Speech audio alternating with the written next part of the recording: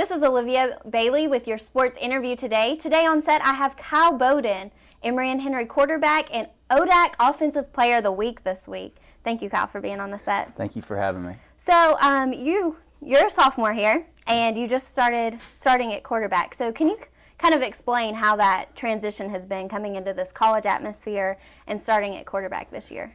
It's been a very exciting experience for me. Obviously, my teammates and my coaches have prepared me for this, and we opened the ODAC this week. So it's going to be a very exciting test for me, and just my parents have always raised me to handle pressure situations and to play the game the right way. So I just try to take it 1 week at a time.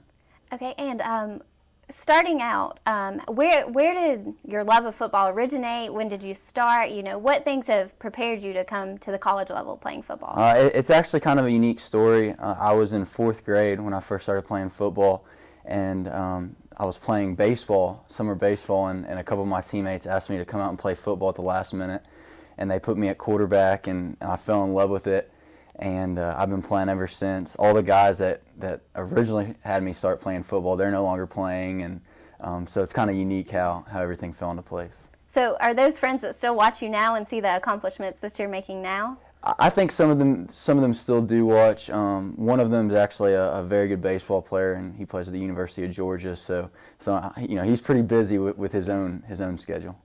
And through football, I know that you make a lot of relationships across the team. So can you kind of explain some of how those relationships kind of prepare you for next week's game and practice throughout the entire week? Absolutely. In week 3, we lost a very tough game to UVA-Wise, and being quarterback, a lot of times, the pressure will fall on your shoulders. But through the seniors, the bonds that we built with them and their leadership, it's really helped us to handle that adversity. And Dustin Beck, who he was the starter last year, he's a captain and a senior. He's been great about just talking with me and staying by my side, and he's handled this whole thing like a true gentleman. And you've received a lot of accomplishments so far. You've tied a passing record for passing yards in a game, and you're ODAC Offensive Player of the Week this week. Right. Can you kind of explain how you prepare for those situations? I know you're not looking for those accomplishments, and a lot of times you don't take credit for those. Right. But how do you build off those for preparing for the next week and preparing your team as well? I think first and foremost, it comes down to giving credit to the whole team in terms of it's not just an individual award. Those aren't possible if my coaches don't prepare me, if my teammates around me don't do their jobs. But with those awards comes kind of a target on my back, and teams are gonna try to stop me, and I'm ready to handle that pressure, and hopefully that'll help open it up for other guys on our team. Yes, and the offense was a big thing coming in this year. Of course, we lost running back Caleb Jennings. Right. So the offense has been completely revamped pretty much. How would you say the team has adjusted to that? Have there been different practice situations in doing that? How have you kind of taken a leadership in helping with some of that? I actually ran this style of offense in high school, my junior and senior year, and that's really what prepared me for playing college football. And we hired a new offensive coordinator, Stan Hodgen, and he came from Everett College. And just having him here has really given us a new energy and a new vibe to our offense. We play very up-tempo, as anybody who watched us play will notice. On Saturday, we ran 88 plays. We try to average getting off a play about every 20 seconds. So it's very similar to an Oregon-style offense. Obviously, they had a lot of success last year making the national championship game, and we just try to feed off that and to wear teams down. Yes. So as you went home this summer to prepare, I know that the coaches give you workouts, and you're expected to kind of keep up the workouts throughout the summer. What did you do to prepare for this season? Did you know that you would be coming in and having the option to start at quarterback, and how did you prepare for that? I really didn't.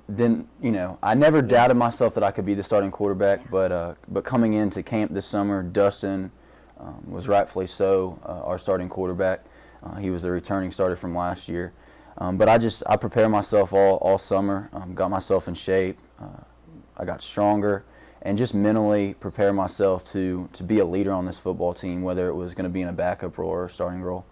And like I said, I just tried to take care of myself and work hard every single day and leave it all on the field, and things just fell into place.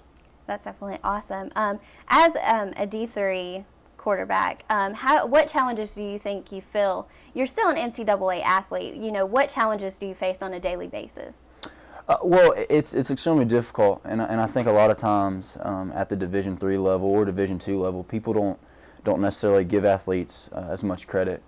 We're not here to get essentially paid to play like a Division I athlete. We're paying our way, and we have the same responsibilities as any other student here. So it really forces you to manage your time and to be dedicated to what you do. And for me, those are the lessons that I value most, and I have so much respect for my teammates because they're not here because they want to go to the NFL or because they're on a full scholarship. They're here because they love football and they love Emory Henry College. Yes. And coming in with you, I've had time to get to know you, and I know that you're part of several different organizations, Right. faith-based and academically based. Right. Can you talk about some of the organizations that you're in here on campus, but outside of football? Right. I'm involved with the Fellowship of Christian Athletes. That's the main organization I'm involved with, and actually our head coach, Don Montgomery, he's our chair for that, and it's led by Daniel Preston, who's also a football player, a captain, and that's really been great just in terms of having a place to go during the week and to be able to relate with my teammates and grow in my faith. That's definitely what fuels me, and for me, whenever I leave Emory Henry, I know that the impression I leave off the field is gonna be more important than the impression that I leave on the field. So. And I know that's a tradition that is important to a lot of you with your faith and things. Are there any things that you would like to implement as a legacy, like leaving here? Is there anything that you're trying to implant on the team as you go through these next 2 seasons? Or 3 seasons. For me, I've been very fortunate. One thing that I've really realized is that you have to have a vision whenever you have a goal.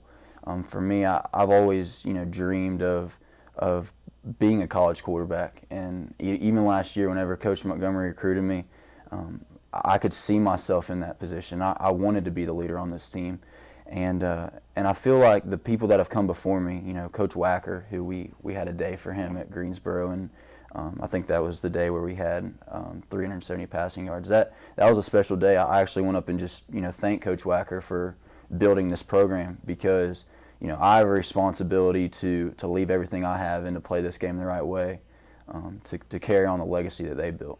So. Yes. Well, thank you, Kyle, for being on the set. We appreciate everything you do as quarterback, and we wish you guys the best of luck within the next seasons. This has been Olivia Bailey with your sports interview. You can watch the Wasps this Saturday at 1 o'clock. They'll play at Randolph-Macon, and we'll send it to Cole Conley for the sports update.